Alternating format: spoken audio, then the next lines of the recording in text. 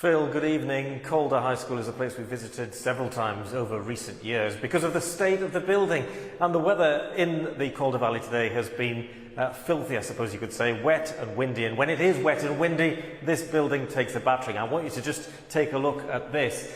The roof has water, rainwater dripping through it, down the walls, you can see it's damp, and then onto the floor and right down the stairs. So the news there might be some money available for schools is certainly being welcomed here, but of course we're unsure how we'll get hold of it. So let's just remind ourselves first of all what Boris Johnson, the Prime Minister, had to say earlier.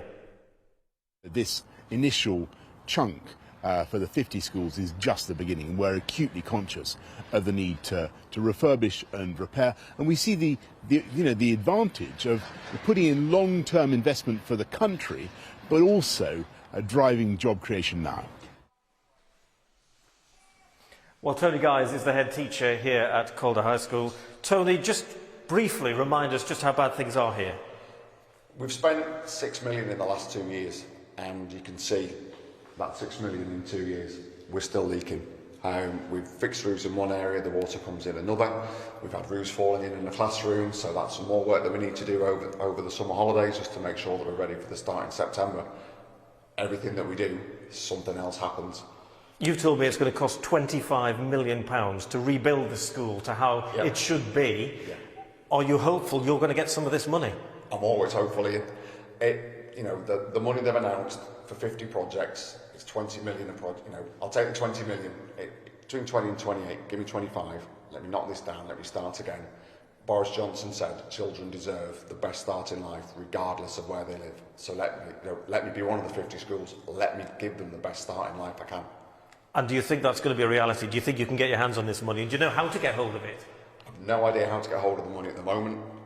I've tried on 2 occasions under previous government schemes to try and get that money. We were partially successful with one. I don't know how it's going to work, but I'll do my best to make sure that I give us the best chance we can to get some of that money. It's been a difficult time over the past few weeks, of course.